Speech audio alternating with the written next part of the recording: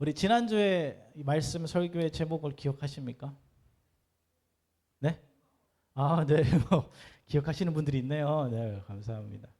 우리 지난주에 우리 행복에 대해서 이야기를 했어요. 한 주 동안 행복하게 보내셨습니까, 여러분들?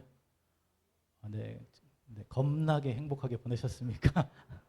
네.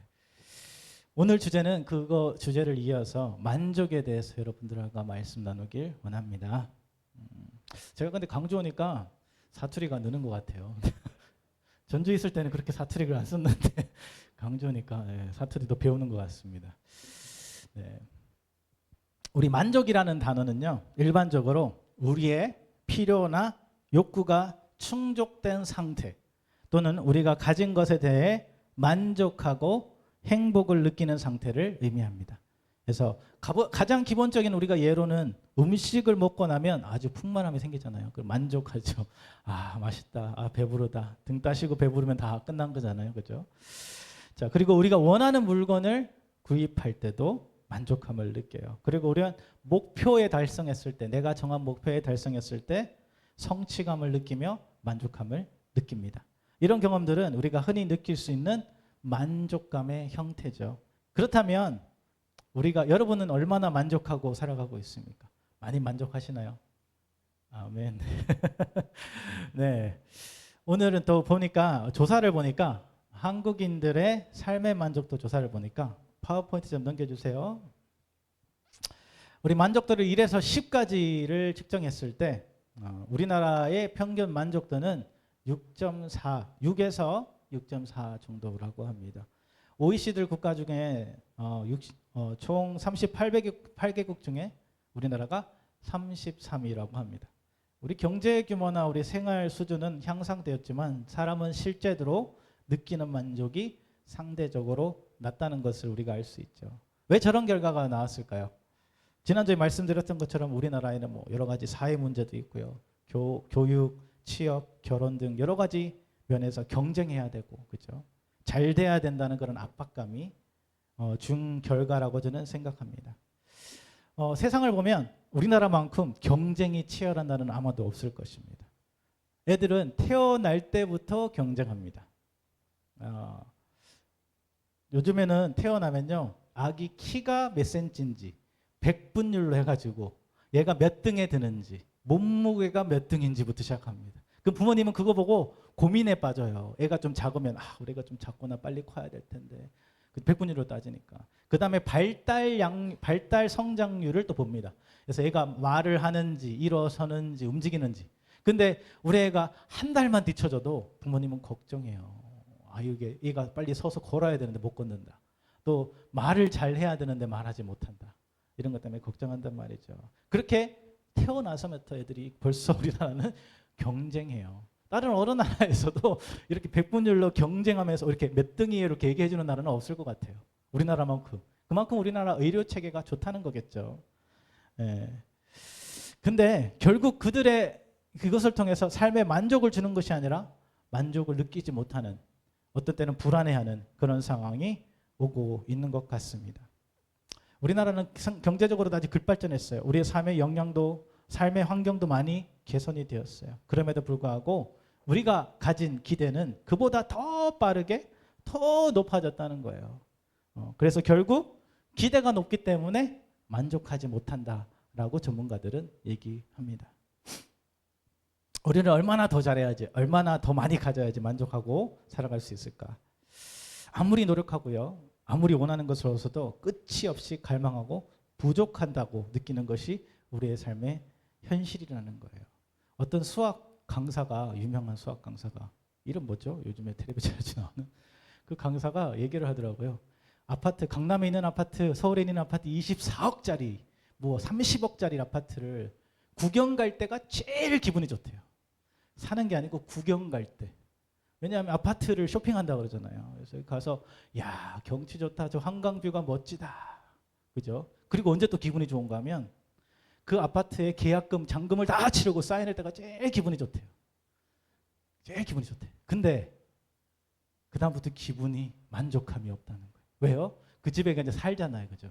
맨 첫날은 좋아. 둘째 날 좋고 셋째 날 좋고. 시간이 흐르니까요. 그 한강뷰가 맨날 똑같아. 그 다음부터 만족감이 사라진다는 거예요. 맨날 똑같은 일상이 반복되면서. 네, 그것이 우리가 지금 느끼는 그렇게 살아가는 우리의 삶이라는 거죠. 오늘 성경 말씀에서요. 빌립보서 보니까 사도 바울이 감옥에 갇혔을 때 빌립보 교회에 보낸 편지, 서신이 오늘 빌립보서입니다. 보통 감옥에 가면 어떤 편지를 보낼까요? 내가 감옥에 갇히면 나의 슬픔, 나의 고통, 후회, 내가 왜 그랬을까? 이런 내용이 담기기 마련이잖아요. 그런데 사도 바울은 자기의 그런 상황 속에서도 빌립보 교회가 자신의 기도와 물질로 지원해 준 것에 감사하고 기뻐하며 하나님이 함께 하심으로 내가 고통과 외로움을 이겨나갈 수 있음을 그들에게 말하며 격려하는 편지를 보냈다는 거예요. 의외의 결과죠. 여러분이라면 만약에 여러분이 옥중에 갇혀 있다. 그러면 어떤 서신을 보내겠습니까? 고통 가운데 있는데 과연 내가 옥중 안에서 옥 안에서 만족하다라는 말을 할 수 있을까요? 오늘 말씀을 통해서 우리가 만족이 무엇인지, 하나님이 주시는 만족이 무엇인지, 아까 전에 우리 세상을 보며 뭐 이렇게 찬양했잖아요, 그죠?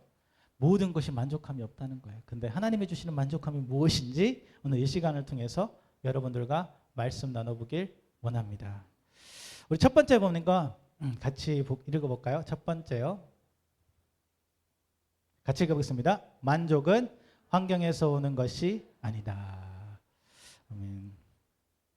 아까 전에 빌립보 교회에 이 편지를 쓸 때 사도 바울은 감옥에 갇혀 있었어요. 왜 그랬을까요? 로마 제국의 권위와 질서에 방해한다고 간주되었기 때문이겠죠.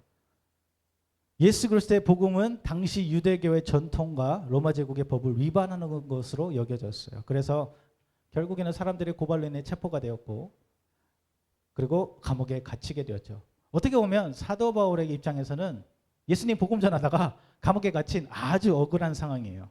그럼에도 불구하고 사도 바울은 오늘 빌립보서 4장 12절 이렇게 고백하죠. 나는 같이 읽어볼까요? 나는 비천에 처할 줄도 알고 풍부에 처할 줄도 안다. 야, 여기서 비천이라는 것은 헬라어로 우스테르시스라고 합니다. 우스테르시스. 네, 그래서 이 뜻은 부족함, 결핍, 늦어짐, 뒤처짐을 의미해요. 자, 단어는 모자람이나 결핍된 상태를 나타낼 때 사용된다는 거예요. 사도 바울은 예수님을 전하면서 이러한 많은 비천함을 경험했다라는 것을 고백하고 있습니다. 이 비천함은 영어로 뭐라고 얘기하는가 하면 be in need라고 합니다. need는 필요하다는 거예요. 필요하다. 그래서 in은 안에 있다는 거예요. 필요가 계속 한 거예요. 필요가 계속. 뭔가가 채워져야 되는 상황을 얘기하고 있어요. 물질적으로, 영적으로, 육체적으로 매일 부족하고 결핍된 상태를 얘기하는 거죠. 채워도 채워지지 않는 상태, 돈을 벌어도 부족한 상태, 체력이 고갈돼서 일할 수 없는 그러한 상태. 아마도 여러분들도 많이 경험했을 것이라고 생각합니다. 아무리 노력해도요. 원하는 것을 이루지 못하고 원하는 만큼 채워지지 않는 상태, 절망을 느낄 때가 있다는 것이죠. 그러나 사도 바울은 그런 속에서도 자족함을 배웠다, 만족함을 배웠다라고 말하고 있습니다. 사도 바울의 삶 중에서 언제가 가장 비천했을까요? 사도 바울은 첫 번째 이름이 사울이었죠. 사울에서 사도 바울로 바뀌었죠. 그는 유대인 가문의 베냐민 지파 출신입니다.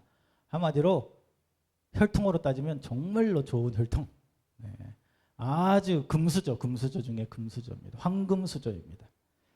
그래서 헬레니즘 문화와 헬라어, 라틴어에 능통했고 로마 시민권도 가진 사람이었어요. 그리고 가말리엘이라는 유대 최고의 율법학자 밑에서 철저하게 율법을 공부했어요. 그래서 로마법도 잘 알고 아주 율법주의적이었어요.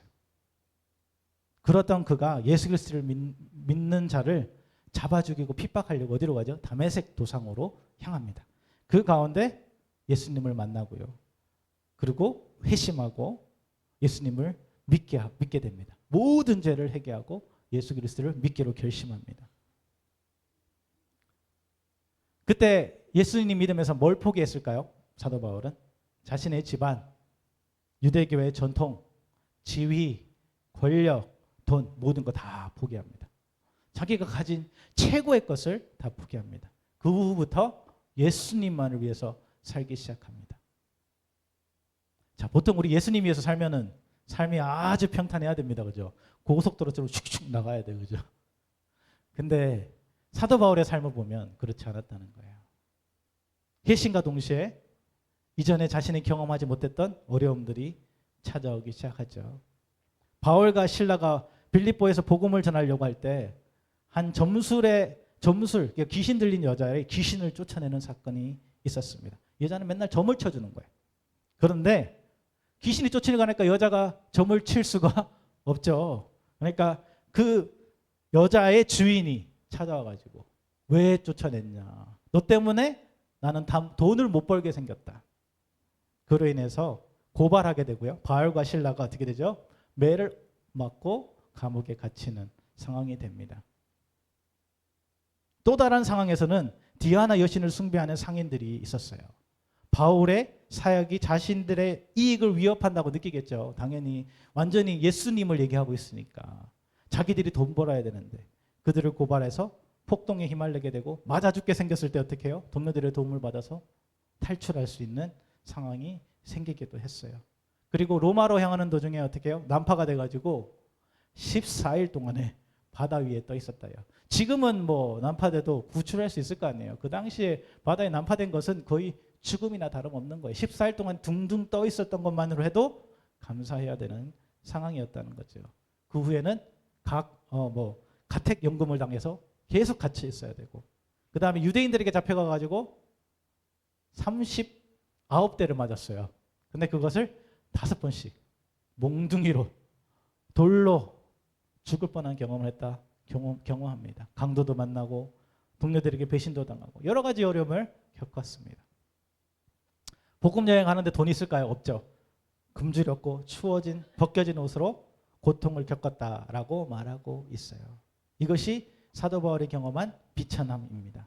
세상적인 관점으로 보면 이보다 더 큰 비천함은 없을 거예요.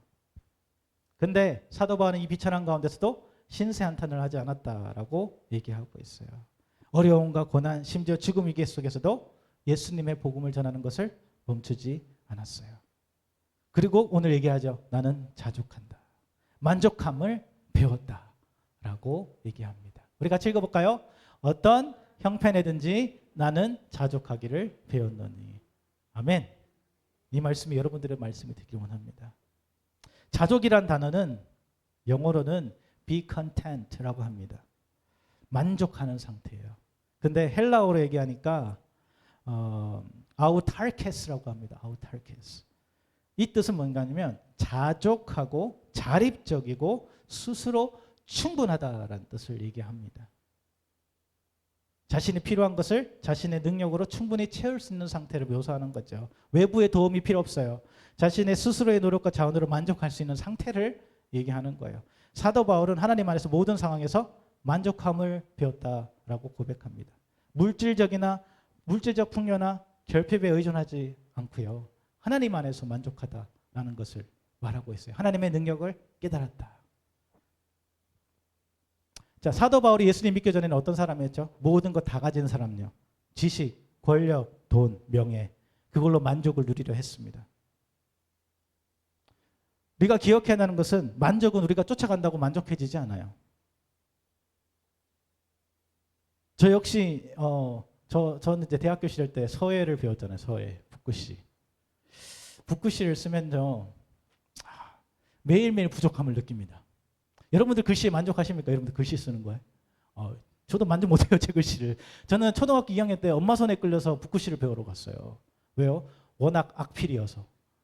그래서 내가 뭐 글씨를 썼는데 내 글씨인지는 몰라. 내가 무슨 글씨인지는 몰라. 그래서 엄마를 불러가지고 엄마 내가 썼는데 엄마 이거 무슨 글씨야? 물어보는 거야. 엄마가 답답하니까 최악의 악필을 고치기 위해서는 서예 학원을 다녀야겠다. 네, 그때부터 다닌 거예요. 그때부터 악필을 고치려고. 그러니까 이제 대학교까지 갔잖아요.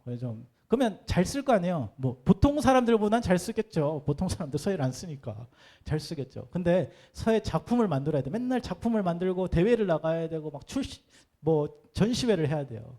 그러면은 내 작품을 걸려면 잘 써야 될 거 아니에요. 뭐 이렇게 쓰면은 뭐 한 장, 두 장 쓰는 게 아닙니다. 제가 쓰는 것은 보통 그 서예 작품을 쓰기 위해서 미술은 몇 장을 그리는지 저는 잘 모르겠어요. 근데 서예 작품은 한 1000장에서 한 4000장 정도 쓰는 것 같아요. 그 작품 하나를 내기 위해서. 돈도 들어가고 시간도 들어가요. 근데 재밌는 것은 한 획이 삐뚤어지면 다시 쓰고 싶은 마음이 들지 않아요. 한 획이 삐뚤어지면. 그러면 또 다시 또 쓰다가 다 썼는데 맨 끝에 점 하나, 점 하나, 획 하나, 그러면 다시. 그것을 계속 반복하는 반복. 얼마나 마음에 들지 않는지요. 그래서 제 작품을 보면서 저는 한 번도 만족한 적이 없는 것 같아요. 제가 쓴 그 붓글씨를 보면서 매일매일 부족함을 느꼈습니다. 아마 이게 우리의 삶이지 않을까 생각합니다. 내가 완벽해지기 위해서 매일매일 노력하는데 완벽해지지 못하는 거예요. 그러다 보니까 만족함이 없다는 거죠. 오늘 다메섹 도상에서 예수님을 만난 후 사울은요, 사도 바울로 변화되게 됩니다. 예수님으로 완전히 채워지면서 복음만이 그의 삶의 중심이 되었고, 비록 복음을 전하며 많은 고난을 겪었지만 저는 만족한다, 자족한다 라고 고백합니다. 어떻게 이런 일이 가능할까요? 동료들에게 매맞고 매일매일 죽을 고비를 넘김에도 불구하고 그 사도 바울이 느낀 만족함은 아무도 빼앗아가지 못했다는 거예요. 사도 바울은 절대적으로 외적인 조건과 환경에 의존하지 않았다는 것을 볼 수 있어요. 철저히 자신을 구원하신 예수 그리스도를 붙잡았어요. 아까 전에 점술쟁이 여자에게 귀신이 쫓아내자 주인들을 고발하잖아요. 그때 감옥에 갇혔다 했잖아요. 그때 예수님을 원망하기보다 그들이 감옥에 갇혀 처음 한 게 뭐죠? 감사하고요, 기도하고 찬송했어요. 그 감옥 가운데 기도하고 감사하고 찬양이 흘러나오니까 그 결과가 어떻게 되는지 아세요? 그 결과 지진이 일어나고 감옥의 문이 열리고 쇠사슬이 풀려지는 기적이 일어나게 됩니다.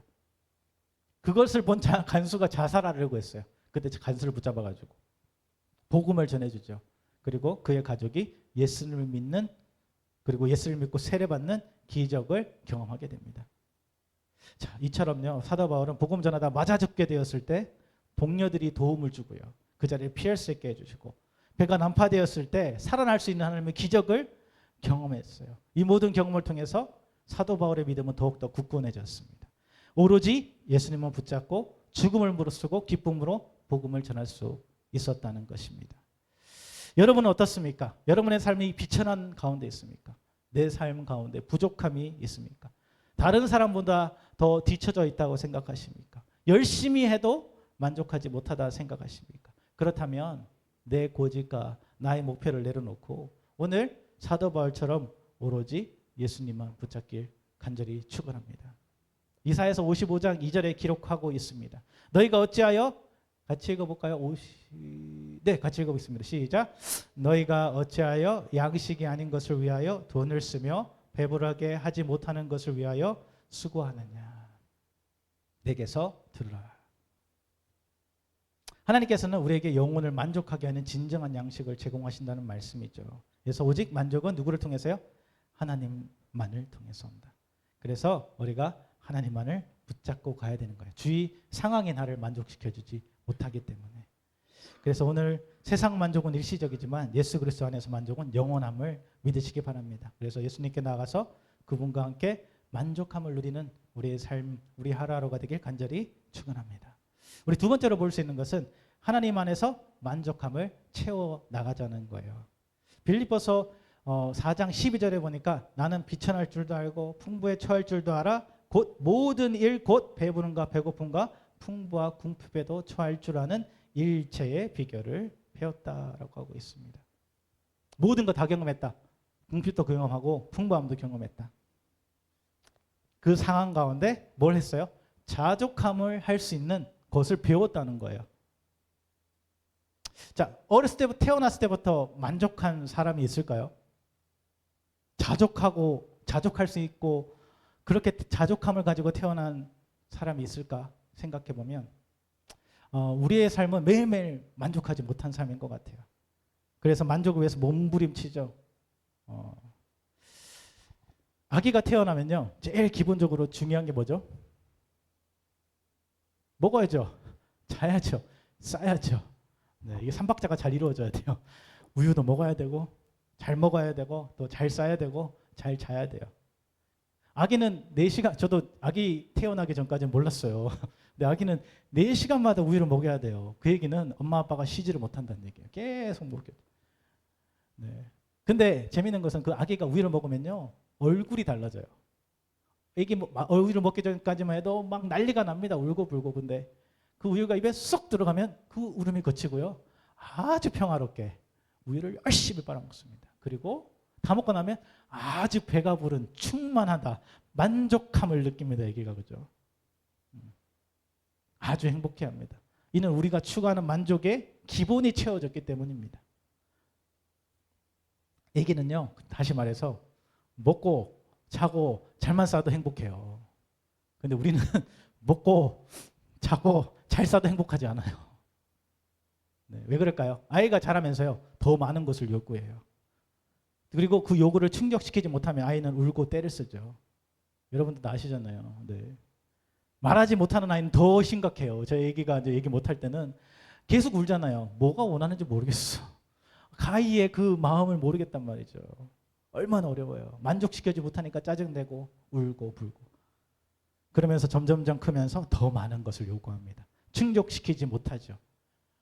아이가 더 크고 중학생, 고등학생, 대학생. 부모로서 충족하지 못한 일들이 점점 많아짐을 경험합니다. 그 아이도 충족되지 못하니까 만족함을 느낄 때가 많다는 거죠. 다시 말해서 세상에 제일 좋은 것으로 아무리 채워도 만족하지 못하는 것이 우리의 삶, 또 우리의 한계라는 것입니다. 사도 바울은 비천함을 헤쳐나갈 길과 풍부함을 경험할 수 있는 비결을 배웠다 말하고 있어요. 어디서 중요한 것은 사도 바울이 이 만족함을 어디 학교 가서 배운 게 아니에요. 학문으로 배운 것도 아니에요. 책으로 배운 것도 아니에요. 지난주에 우리가 행복 얘기했잖아요. 행복의 제일 큰 권위자, 한국에서 권위자 교수님이 수업을 열었는데 많은 학생들이 수강했다고 그랬어요. 그 교수님 뭐라고 했대요? 첫 수업에 너희가 이 수업을 들어도 절대로 행복해질 수 없다. 왜요? 수업 듣는다고 행복해지는 게 아니니까. 교육받는다고 행복해지는 것이 아니니까요. 예. 만족도 마찬가지입니다. 이 세상에서 아무리 많은 것을 배운다 해도요 만족하지 못하다는 거. 배워도 만족하지 못하다는 거. 근데 그래서 오늘 그는 자족함을 배웠다. 일체의 비결을 안다라고 말합니다. 우리 맛집 찾아가잖아요. 식당을 찾아가면 맛집 옆에 또 식당이 있어요. 만약에 닭갈비집 있으면 춘천 닭갈비 원조라고 써놔요. 그러면 옆에는 더 원조 춘천 닭갈비 써놨단 말이죠. 네. 근데 중요한 것은 진짜 원조집은 사람들이 줄을 서 있어요. 진짜 잘하는 집은. 같은 춘천 닭갈비인데. 근데 그 옆에 집은 사람이 없어, 사람이. 그러니까 여기 줄 서다가 지쳐가지고 이 사람들이 그 옆에 식당에 들어가는 거죠. 근데 잘 되는 집의 이유는 뭘까요? 비결이 있을 거 아니에요. 비결. 비법이 있단 말이죠. 비법. 맛을 내는 비법. 그죠? 운영을 하는 비법이 있단 말이죠. 그래서 그 사람들은 그 비법을 위해서 돈과 시간, 노력을 기울입니다. 근데 많은 사람들이 이제 춘천 닭갈비집에 맛있는 집을 찾아가가지고 비법을 배웠어요. 배워가지고 자기 지역에 가서 이제 춘천 닭갈비를 차렸습니다. 맛이 똑같을까요? 다를까요? 근데 다른다. 권사님들은 잘 아시네요. 달라요. 똑같이 얘기를 했는데 똑같이 가서 배웠는데 맛이 달라요. 맛이. 왜 그럴까요? 비법이 문제가 아니죠. 맛의 차이는 그 사람의 손맛이에요. 손맛. 그죠? 근데 손맛이 왜 달라질까요? 맨 처음에는 비법대로 아주 철저하게 합니다. 시간이 지나니까 비법은 온데간데 없고 내 습관대로 하는 거예요. 이거 그냥 대충 이렇게 하는 거죠. 그러니까 비법의 맛이 사라지는 거예요. 결국 가르친 대로 하지 않으니까 맛이 달라지게 되는 거예요. 프랜차이즈도 똑같잖아요. 똑같은 맛 내야 될 거 아니에요. 근데 똑같은 치킨집인데 이 치킨집과 저 치킨집이 달라요. 맛이. 어떤 집은 조금 더 맛이 눅눅하고 어떤 집은 좀 더 바삭하고. 그죠? 아주 미세한 차이인데. 그래서 그 지점들이 뭐죠? 본사에서 뭐 하죠? 맨날 직원 보내가지고 맛을 유지하기 위해서 교육시키고 훈련시켜요. 맨날 가서. 그래서 맨날 교육하고 훈련한다는 거죠. 하나님 안에서 만족을 찾는 비결도 저는 이와 비슷하다 생각합니다. 처음 예수님을 믿고 나서 우리의 믿음은 열정적으로 불타오릅니다. 믿음이 충만할 때는요. 모든 것이 다 감사해요. 지나가는 개를 봐도 감사하고요. 저 나무겹이 떨어져도 감사하고 학교 선생님이 수업하는데도 아멘 한다. 아멘. 제가 그랬어요. 제가 학교 교수님이 뭐라고 설명하면 제가 성령이 충만할 때는 그 수업이 아멘이야. 아멘. 다 아멘. 그런데 시간이 지나면서 그 믿음이 점차 변질되기 시작합니다. 왜 그럴까요? 그 믿음을 계속적으로 유지할 수 있는 뭔가가 있어야 되는데 아무것도 하지 않는 거예요. 비법을 유지하기 위해서 아무것도 하지 않는 거예요. 우리 수련회 가면 은혜 받잖아요. 그래서 저도 수련회 가면 은혜 많이 받았거든요. 집에 돌아오면 그 은혜 불탑니다. 근데 그 은혜가 일주일을 못 가요. 일주일. 왜 그럴까요? 뜨겁게 기도했는데 수련회 때는 집에 돌아오니까 기도도 하지 않고 말씀도 보지 않고 그렇게 자연스럽게 예전의 모습으로 돌아가는 거예요. 비법을 배웠는데 내 마음대로 하다 보니까 옛날의 모습으로 돌아간 거예요. 그렇게 우리가 매일매일 기도하고 찬양하고 말씀 읽고 예배를 드리며 우리의 믿음을 점검해야 되는 것을 얘기하고 있어요. 이것이 만족의 비결이다라는 거예요. 결국 예수 그리스도와 동행하는 삶, 매일 그분과 교제하는 삶이 우리에게 참된 만족을 줄 수 있다는 것을 얘기합니다. 제가 2주 전에 전주에서 광주로 이사 왔잖아요. 이사 오면서 가스도 연결하고 인터넷도 연결했어요. 전화해가지고 미리. 그런데 가스 기사가 와서 설치하고 가고 인터넷 기사가 와서 설치를 하고 갔어요. 그랬더니 문자가 딱 날라와요. 고객 만족도 설문조사. 여러분들 다 받아보셨을 것 같아요. 네. 이 기사님들이 얼마나 고생했을까요? 고치는 거 설치해준만도 고생인데 고객 만족까지 시켜야 돼. 그래가지고 와가지고 열심히 고치고요. 자기 행동, 말하는 방식 모든 것을 깔끔하게 처리해야 돼요. 깔끔하게. 제가 그 문자를 받고도 느끼는 것은 참 사람 만족시키는 것이 쉽지 않다. 얼마나 중요한지 깨달았습니다. 왜냐하면 모두 욕구가 다르잖아요. 모두 만족이 느끼는 것이 달라요. 어떤 사람은 조금만 틀어줘도 만족하지 못해요. 각자 다른 배경과 기대를 가진 사람들이기 때문에 그렇죠.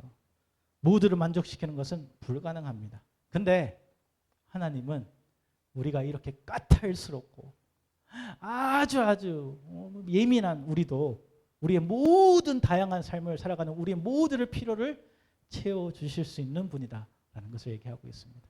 여러분이 까탈스러워도요. 아무리 까탈스러워도 하나님은 여러분을 만족시킬 수 있는 분인 줄 믿습니다. 언제요? 여러분이 하나님과 교제 가운데 있을 때요. 하나님과 깊은 하나님의 관계 속에 있을 때라는 것입니다. 시편 23편 1절에서 2절 보니까 여호와는 나의 목자시니 같이 읽어볼까요? 여호와는 나의 목자시니 내가 부족함이 없으리로다. 그가 나를 푸른 풀밭에 누이시며 쉴만한 물가로 인도하시는도다.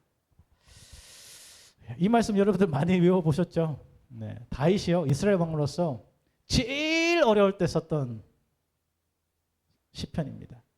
사울 왕은 뒤에서 자기를 죽이려고 쫓아와요. 자신의 아들도 쫓아와가지고 압살롬이 반역으로 큰 고통을 겪죠. 그럼에도 불구하고 다윗은 이 시편을 통해서 하나님이 인도하여 주시고 우리의 삶에 믿음을 더하여 주시고 불안과 고통 속에서도 평안과 만족을 주신다고 고백하고 있어요. 왜 그랬을까요? 그 어려움 속에서도 하나님과 동행했기 때문입니다. 우리의 삶도 이러한 삶들이 되길 간절히 축원합니다. 우리가 만족하지 못하는 이유는 외부에 조건을 두기 때문이에요. 이것만 하면 난 만족할 것 같아. 이것만 가지면 만족할 것 같아. 하지만 아무리 가져도 만족 못하는 것이 우리의 욕망이에요. 아까 전에 아파트 20억짜리 가져도요. 그 삶이 똑같으면 만족이 되지 않는 거예요. 또 다른 것을 원해. 새로운 것을 원해. 그러나 우리는 예수 그리스도를 온전히 믿음으로 하나님이 주시는 평안과 위로 그리고 채워지는 그 충만함에 축복된 삶을 살길 간절히 축원합니다. 우리 마지막 세 번째는요. 만족의 비밀은 오직 예수 그리스도. 같이 읽어볼까요? 비밀은 오직 아멘. 자, 빌립보서 4장 13절 보니까 같이 읽겠습니다. 내게 능력 주시는 자 안에서 내가 모든 것을 수련회 가면 많이 암송하는 말씀이에요. 밥 얻어먹기 위해서. 밥 구절로 참 많이 나왔던 것 같습니다. 네. 그만큼 중요한 말씀이니까 그렇겠죠. 근데 이 말씀 우리는 맨날 암송하고 했지만 잃어버리고 살 때가 참 많아요. 우리가 예수 그리스도 믿고 하나님의 자녀가 되었잖아요. 그러면 우리 안에 우리 마음 깊은 곳에서 하나님의 행복과 기쁨과 즐거움이 넘쳐나야 되는 것이 맞는 거죠. 당연한 거예요. 그래서 우리가 하나님이 우리 안에 있기에 우리는 행복하고 즐겁게 일하고 살아갈 수 있는 거예요. 그런데 실제적인 우리의 삶을 보면 외부의 힘, 외부의 에너지 때문에 내가 행복하려고 하고 만족하려고 하는 거예요. 한번 생각해 봅시다. 우리가 얼마나 더 노력해야 하나님이 주시는 그만큼을 채워주고 만족할 수 있을까요? 사실 하나님이 주시는 만족은 세상의 어떤 것도 채울 수 없어요. 그럼에도 불구하고 우리는 여전히 세상의 것들로 만족하려고 합니다. 이것이 바로 우리 현실이에요. 근데 전 찬송가 참 좋아합니다. 찬송가 참 좋아하는데 그 크신 하나님의 사랑이라는 찬양이 있어요. 3절에 보니까 뭐라고 하는가 하면 하늘을 두루마리 삼고 같이 읽어볼까요? 바다를 먹물 삼아도 한없는 하나님의 사랑 다 기록할 수 없네. 하나님의 크신 사랑 그 어찌 닿을까? 저 하늘을 높이 쌓아도 채우지 못하리. 이것이 하나님의 사랑이지 않을까 생각합니다. 제가 아까 서 있었다고 그랬잖아요. 하늘을 두루마리 삼잖아요. 그거 저 못 씁니다. 절대 채우지 못합니다. 바다 먹물이 바다만큼 많잖아요. 와, 이거 언제 다 써요? 언제 다 써요? 저 조그만한 벼루에다가 먹을 갈아가지고 그 한 그릇 쓰는 것도 하루 종일 걸려. 하루 종일 그거 다 쓰려면. 근데 바다를 찍어서 먹물 담아서 하나님의 사랑을 쓴다고 생각해 보십시오. 측량하지 못한다는 것을 말해주고 있습니다. 비교할 수 없는 하나님의 사랑이라는 거죠. 그럼 우리가 하나님 안에 진정한 만족을 누리려면 하나님과 진정한 교제 속에 체험으로 살아가야 된다는 것입니다. 빌립보서 4장 13절을 보니까 말하죠. 모든 것을 할 수 있다는 성공의 의미로 생각합니다. 우리는 주님이 주시는 그 능력 안에서 모든 것을 할 수 있다니까 주님이 주시는 능력은 빼고 모든 것을 할 수 있는 것에 집중합니다. 그러니까 우리의 능력 하나님을 빼고 있다는 거죠. 내가 할 수 있다. 내가 할 수 있다. 교회 다니면 무엇이든 다 할 수 있고 성공할 수 있다. 그런 의미가 아니에요. 핵심은 우리에게 능력 주시는 자 안에 있을 때 불가능을 가능케 하신다는 거예요.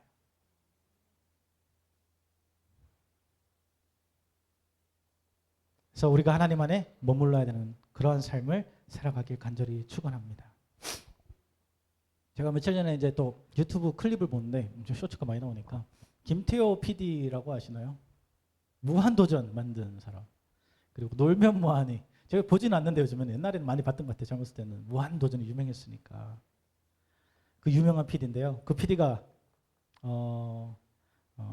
그 어떠한 프로그램에 나와서 얘기를 해요. 나영석 PD라는 사람하고 얘기를 하는 것을 봤어요. 나영석 PD 유명하잖아요. 둘 다 유명해.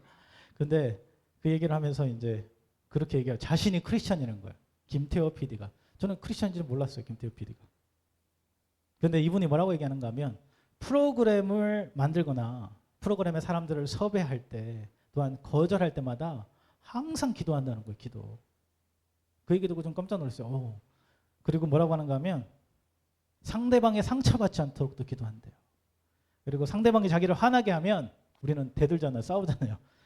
근데 싸우는 것을 한 번도 본 적이 없다는 거예요. 나영석 PD가. 그러니까 어떻게 그렇게 참을 수 있냐 그랬더니 뭐라고 하는가 하면 그런 상황이 벌어지면 화내지 않고 어떻게 하는가 하면 저 사람에게 마음을 변화시켜 주시고 따뜻한 마음을 달라고 기도한다는 거예요. 차라리 그게 낫다는 거죠. 그렇게 하나님을 의지하면서 자신이 살아가게 되니까 그 삶에 힘이 생긴다는 것을 얘기하는 것을 들었습니다. 잠언 16장 3절 보니까 뭐라고 하냐 같이 읽어볼까요? 너의 행사를 여호와께 맡기라. 그리하면 내가 경영하는 것이 이루어지리라. 아멘. 우리는 내 삶이 내 것이라고 생각하며 살아갑니다. 근데 뭐라고 하죠? 내가 모든 행사 여호와께 맡기라고 얘기합니다. 그 얘기는 주님이 내 주인이 되어 주십시오라는 뜻입니다. 우리의 삶이 하나님 안에서 채워지고 불가능한 일이 가능해지면 하나님의 뜻을 따라 살아갈 수 있다는 그 믿음이 생긴다는 것을 말해주는 것입니다. 하나님은요, 우리에게 큰 목표를 가지고 있지 않습니다. 열심히 너를 뼈 빠지게 일해라. 하나님 위해서 일해라. 라보다 하나님 원하시는 것은 하나님 안에 거하라가 먼저라는 거예요. 일하기 전에, 계획하기 전에, 부단히 노력하기 전에 하나님 안에 거하라. 그 능력신 하나님을 믿고 나아갈 때 모든 것을 가능케 해주신다. 분명히 말하고 있습니다. 너 열심히 노력해가 아니라는 거예요. 우리에게 필요한 것은 하나님의 도우심과 은혜인 줄 믿습니다. 요즘 서핑보드 아시나요? 서핑 타보셨나요? 저도 서핑 한번 타본 적이 없습니다. 그런데 저번에 한번 TV를 보니까 서핑 대회를 하더라고요. 서핑 대회. 서핑 대회는 뭐 하는 건가 하면 파도가 오면 파도를 타고 보드 위에 타고 슉 지나가는 거예요. 그래서 얼마나 더 멋있게 더 잘 가는 사람이 이기는 거겠죠. 대회니까. 그래서 이제 그 대회 보니까 전문가들이 서핑 보드를 타고 열심히 노를 자기의 손으로 해가지고 저 깊은 바다까지 들어가는데 파도가 우리는 뭐 잔잔한 파도 해봤자 이만한데 그 파도는 몇 미터짜리 파도가 저기서 올라오는 거예요. 근데 맨 처음부터 큰 파도가 올라오지는 않습니다. 이렇게 밀려오고 있는 거죠. 큰 파도처럼. 그때 전문적인 그 선수들이 보드를 딱 몰려올 때 타이밍을 잘 맞춰서 보드를 탁 타야 되는데 놓치면 못 타요. 넘어지든지. 그죠? 조금이라도 빠르면 속도를 받지 못해서 제대로 된 그 기술을 발휘하지 못해요. 그런데 그 파도가 밀려올 때 정확한 타이밍을 딱 맞추면 그 서핑 보드가요. 엄청난 탄력을 가지고 속도를 앞으로 슉 나가요. 그때 그 선수들은 자기가 할 수 있는 최선을 다해서 모든 기술을 발휘합니다. 자, 이 선수가 하는 건 뭔가 하면 서핑보드에서 균형을 잡고 나아가는 거예요. 방향과 균형을 잡는 것뿐입니다. 근데 파도가 밀어주고 있어요. 이 장면을 보면서 우리의 삶과 매우 비슷하다 생각합니다. 우리가 아무리 노력해도요. 아무리 힘을 써도 만족하지 못할 때가 많아요. 우리는 불가능을 가능하게 없다고 할 수 없다고 느낄 때가 많죠. 하지만 하나님이 주시는 능력을 의지하고 나갈 때 큰 파도가 서핑보드를 밀어주는 엄청난 속도로 밀어주는 것처럼 우리의 길도 하나님이 함께 하시면 이와 모든 것이 가능하게 할 줄 믿습니다. 이러한 거대한 파도가 여러분들을 밀려올 때 그 하나님의 능력이 밀려올 때 하나님의 위에 우리가 서 있기만 하면 되는 거예요. 하나님 믿는 믿음으로 나가기만 하면 되는 거예요. 우리는 예수 그리스도를 믿음으로 하나님의 자녀가 되었어요. 자녀가 되었다는 것은 부모님과 함께 살며 그들의 사랑과 보호 아래서 부족함 없이 살아가는 특권을 가졌다는 의미입니다. 자녀는요, 부모님과 함께 살면서 웃고 울고 밥 먹고 잠을 자고 모든 일상 속에서 부족함 없이 살아갑니다. 왜냐하면 부모님이 자녀의 모든 필요를 채워주기 때문이에요. 이와 마찬가지로 우리가 하나님의 자녀로서 하나님 안에 거할 때 매일매일 공급하시는 그 놀라운 은혜를 경험하면서 주님 한 분만으로 만족할 수 있는 그러한 삶들이 되길 간절히 축원합니다. 여러분은 하나님의 자녀입니다. 옆 사람에게 고백합시다. 당신은 하나님의 자녀입니다. 모든 것이 가능할 줄 믿습니다. 하나님의 자녀일 때 가능합니다. 있죠? 하나님 안에 거할 때 가능합니다. 하나님께서 우리의 삶을 인도하시고요. 그분 안에 진정한 평안과 만족을 찾는 그러한 삶들이 되길 간절히 축원합니다. 우리 같이 일어나서 찬양하며 나가겠습니다. 우리 충만이란 찬양 아까 전에 했는데 같이 찬양하며 나가도록 하겠습니다.